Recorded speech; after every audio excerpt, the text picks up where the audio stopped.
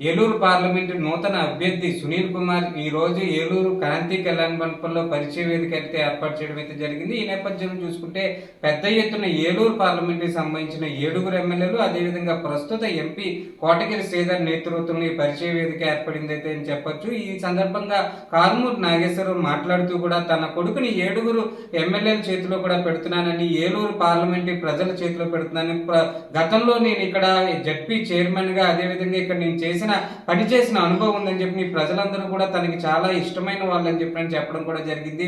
తన బిడ్డ అయిన ఎవరైతే సునీల్ కుమార్ ఎవరైతే ఉన్నారో అతన్ని మీ చేతుల్లో పెడుతున్నాను, తనను ఆశీర్వదించి తన ఎంపీగా గెలిపించాలని చెప్పని కూడా ఆయన కోరుకోవడం కూడా జరిగింది. ఈ సందర్భంగా ఏలూరు జిల్లా అధ్యక్షుడు ఆల్ నాని కూడా మాట్లాడుతూ కూడా సునీల్ కుమార్ యాదవ్ ఎవరైతే ఉన్నారో అతను అనుభవజ్ఞుడు, విద్యావంతుడు, యువకుడు. ఇతను జగన్మోహన్ రెడ్డి ఇతను నమ్మి ఇతని మీద పెట్టిన బాధ్యతను తను నిర్వహిస్తాడని చెప్పిన గట్టి నమ్మకం అయితే ఉందని చెప్పని ఆల్నాని కూడా చెప్పడం అయితే కూడా జరుగుతుంది. మరో పక్క ప్రస్తుత ఎంపీ కోటగిరి శ్రీధర్ ఏదైతే ఉన్నారో నేను ప్రతి నియోజకవర్గంలోనూ ప్రతి మండలంలో కూడా తనతో పాటు తిరుగుతానని చెప్పినని, తనకి ఓటేసే విధంగా కూడా నేను అందరితో కూడా ఇటు మాట్లాడతానని చెప్పిన, ప్రజలందరినీ కూడా తన దగ్గరికి తీసుకొస్తానని చెప్పని కూడా చెప్పే పరిస్థితి ఉంది. మరో పక్క చూసుకుంటే ఏదైతే చైర్మన్స్ పదవుల్లో ఎవరైతే ఉన్నారో వాళ్ళందరూ కూడా మేమందరూ కూడా సునీల్ కుమార్కి హెల్ప్ చేస్తామని చెప్పినని, దోహదపడతామని చెప్పినని పెద్ద ఎత్తున అందరూ కూడా ఇక్కడ చెప్పడం అయితే జరిగింది.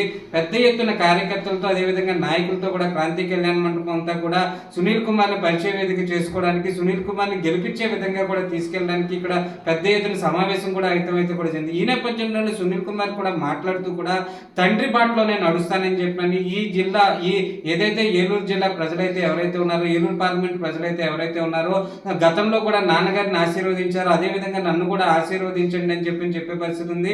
అదేవిధంగా కార్యకర్తలు, నాయకులు, సమన్వయకర్తలు ఎవరైతే ఉన్నారో ప్రజలందరినీ కూడా నేను కలుపుకొని వెళ్తానని చెప్పని జగన్మోహన్ రెడ్డి గారు పిలిచి ఏదైతే నాకు ఈ బాధ్యతను అప్పచెప్పారో ఆయనకున్న నమ్మకాన్ని నేను ఒమ్ము చేయకుండా కష్టపడి పనిచేస్తానని చెప్పిన, ప్రజలందరికీ అందుబాటులో ఉంటానని, ఇక్కడే నేను గృహం కూడా తీసుకుని ఇక్కడ అందుబాటులో ఉంటానని చెప్పే పరిస్థితి కూడా ఉంది. మొత్తానికి చూసుకుంటే మటుకి ఏదైతే జగన్మోహన్ రెడ్డి ఒక కొత్త పద్ధతిలో సీట్లు చేంజెస్ పద్ధతులు ఏదైతే ఉన్నారో ఆ పద్ధతిలో ఒరవడి సృష్టించే విధంగా కూడా పెద్ద ఎత్తున ఇక్కడ జనాలు కూడా రావడం, వైఎస్ఆర్సీపీ నాయకులు, కార్యకర్తలు అందరూ కూడా ఇక్కడ మొత్తం అందరూ కూడా కేంద్రీకృతమై సునీల్ కుమార్ యాదవ్ కి పెద్ద ఎత్తున మద్దతు చూపించే పరిస్థితి ఉంది. చాలా సంతోషంగా ఉంది. జగన్మోహన్ రెడ్డి గారు నా మీద పెట్టిన ఈ బాధ్యతను నేను జాగ్రత్తగా అందరినీ, నాయకుల్ని, కార్యకర్తల్ని అందరినీ కలుపుకొని ముందుకెళ్తానని డిసైడ్ అయ్యాను. ఏలూరు పార్లమెంట్ కొత్త కాదు. ఏలూరు పార్లమెంట్ లో నేను 2006లో జిల్లా పరిషత్ చైర్మన్ గా ఉండగా నేను తిరగడం జరిగింది. అలానే 2014లో దెందులూరు నుంచి నాన్నగారు పోటీ చేసినప్పుడు కూడా దెందులూరు కాన్స్టిట్యున్సీ మొత్తం తిరగడం జరిగింది.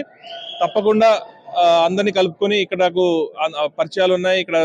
ఇక్కడ సమస్యలు కానివ్వండి, ఇక్కడ ప్రజలు కానివ్వండి, నాకు టచ్ ఉంది. సో నేను జాగ్రత్తగా ముందుకెళ్తాను. Thank you.